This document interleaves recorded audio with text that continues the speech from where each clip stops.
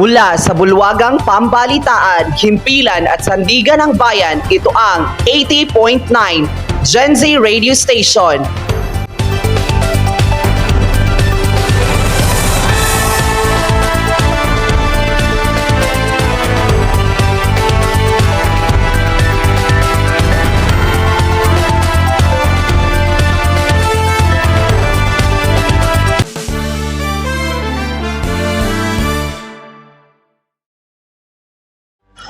Magandang umaga mga kaibigan. Kami ang kasama niyo sa ere tuwing umaga. Ako si Mars at kasama ko ang aking kaibigang si Cindy. Handa na ba kayo makipagkwentuhan at makipagbaliktakan sa amin? Oo nga, Mars. Exciting ang hatid namin para sa inyo ngayong araw. Kaya't huwag palampasin ang mga latest na balita at kwento na siguradong makapag-iiwan sa inyo ng ngiti.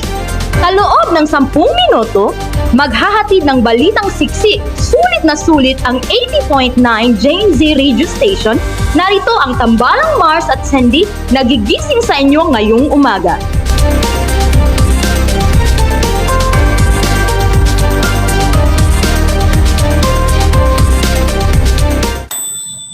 Ang oras ngayon ay 15 minuto bago mag alas 8 ng umaga. Sa pag-uumpisa, mayroong isang kasabihan na tumatak sa puso ng nakararami. Sabi nga, ang pag-ibig ay parang kape. Mahirap tanggalin ang init. Tama ba, kaibigang Cindy? Tama ka dyan, Mars. At speaking of warmth, init ang hatid ng ating mga balita ngayon. Handa na ba kayo, mga kaibigan?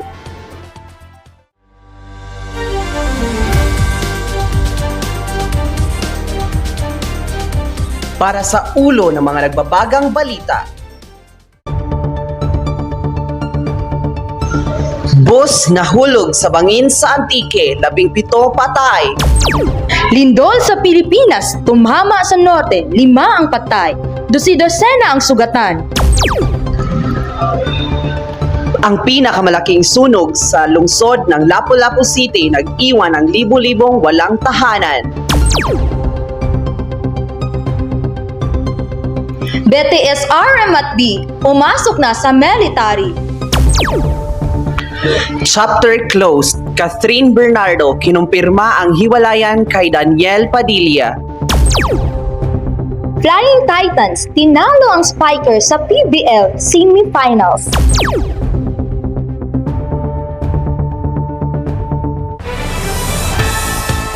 Para sa detalye ng mga nagbabagang balita, bus nahulog sa bangin sa Antique, 17 ang nasawi.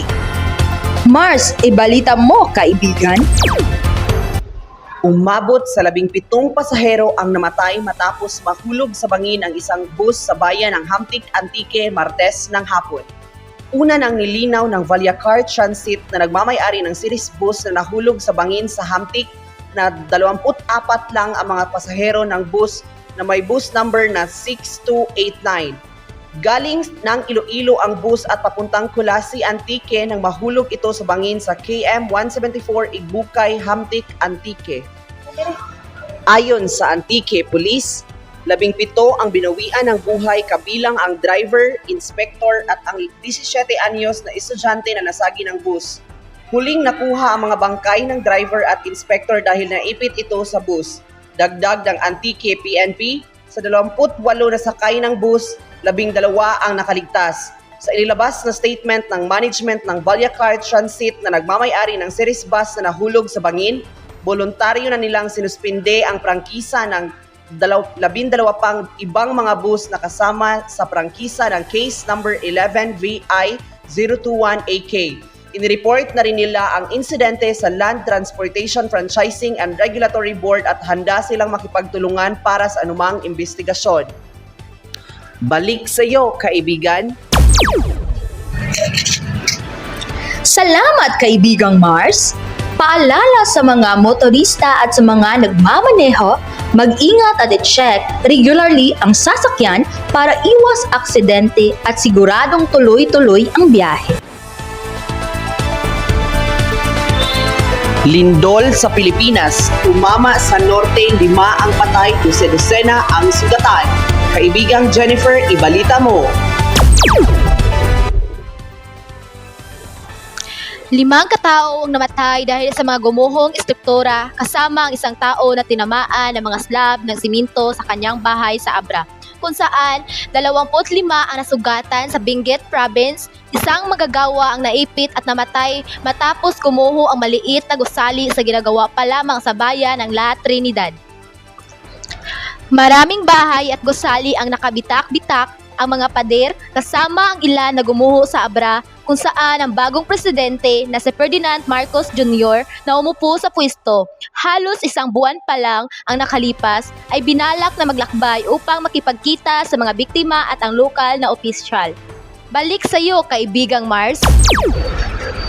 Salamat, kaibigang Jennifer. Kapag talaga ang kalikasan na ang naningil, wala na tayong magagawa kundi panatilihing laging handa sa anumang sakuna. Sang-ayon ka ba dito, partner? Abay, oo partner, dapat talagang laging handa. Ang pinakamalaking sunog sa lungsod ng Lapu-Lapu ay nag-iwan ng libo-libong walang tahanan. Eksklusibong nagbabalita, Jeffren, ibalita mo, kaibigan. 13 araw bago magpasko, isang malawakang sunog ang sumiklab sa mga lugar ng Santa Maria at Seaside sa Barangay Pusok, lungsod ng Lapu-Lapu. Kahapon ng tanghali na nagdulot ng pagkawasak sa daang bahay na karamihan ay gawa sa mga lightweight materials na nag-iiwan ng hindi bababa sa 4,000 residente ang nawalan ng tirahan. Ayon sa ulat, ito ang pinakamalaking sunog sa kasaysayan ng lungsod at inuulat ng Lapu-Lapu City Fire Department na umaabot sa 3.15 million ang pinsalang dulot ng sunog. Sa pakikiramay sa mga biktima, kinansela ni Mayor Junard Ahong Chan ang nakatakdang Christmas party sa City Hall at sinabi na ang budget ay gagamitin na lamang para sa tulungan ang mga apektadong residente. Ito si Jeffrin Barong, nag-uulat mula sa 80.9 ZC Radio Station. Salamat kaibigang Jeffren. Sa mga nais tumulong, pwede niyong bisitahin ang aming istasyon at maiabot natin sa mga nasunugan.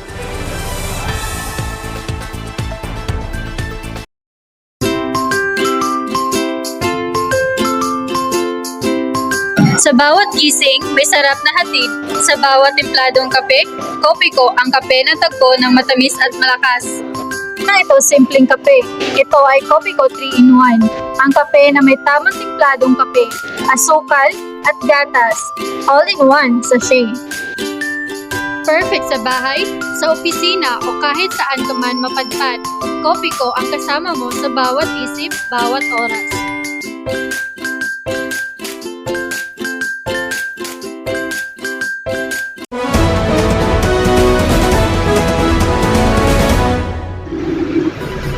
At ngayong umaga naman ay malalaman natin ang lagay ng panahon. Para sa ating ulat panahon, ibalita mo, kaibigan Jennifer.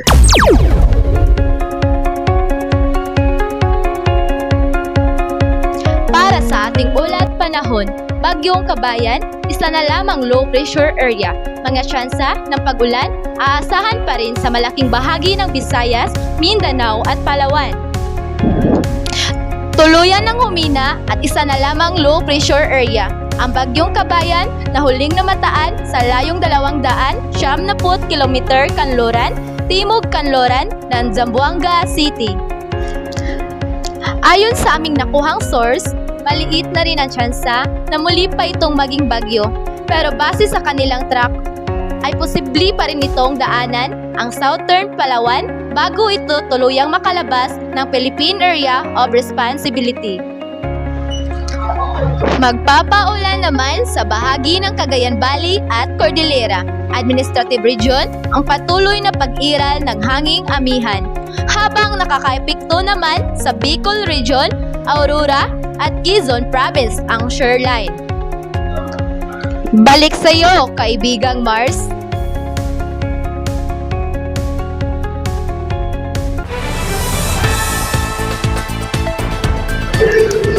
Maraming salamat sa iyong ulat panahon, kaibigang Jennifer.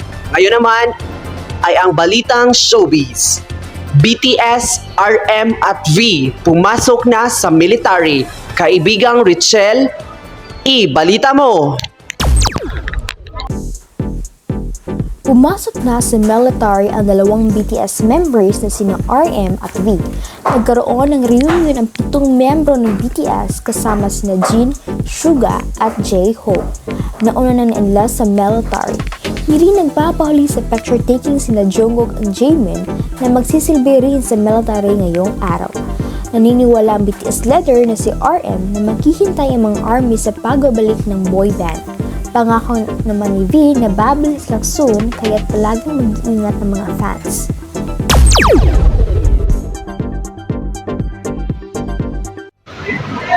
Maraming salamat kaibigang Richelle sa mga tagahanga ng biggest boy band sa buong mundo, ang BTS. Matutunghayan niyo sila pagkatapos ng kanilang military service. Ngayon naman sa balitang sports, Flying Titans tinalo ang Spikers sa PVL semifinals. Kaibigang Jennifer, ibalita mo.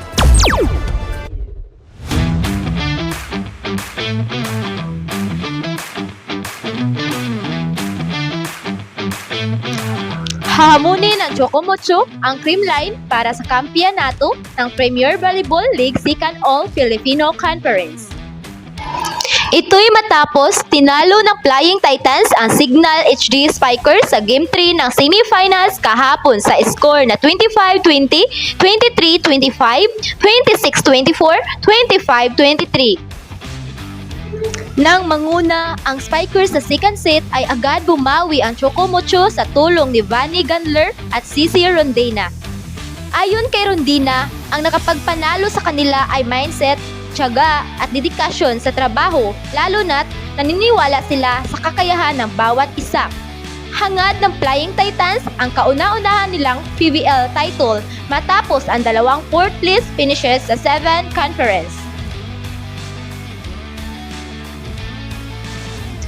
Maraming salamat, kaibigang Mars.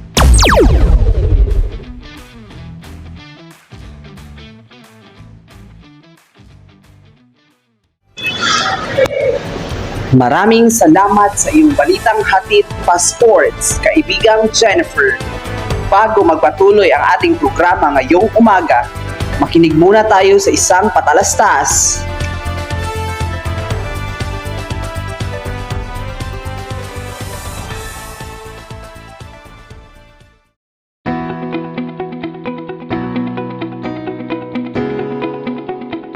Sa bawat kilos, sa bawat laban, ang sikreto ay Rexona. Rexona, ang deodorant na di sumusuko. Dito, tanggal ang pag-aalala. Kaya't kahit anong galaw, siguradong fresh ka. May Rexona Powder Dry para sa kakaibang fresh. Rexona Ice Cool para sa lamig na hindi mo malilimutan. At ang Rexona Motion Sense na lagi nag-a-adapt sa bawat kilos mo. Rexona Motion Sense, parang kasabay mo sa bawat galaw mo. Fresh at confident kahit anong putok ng init ng laban.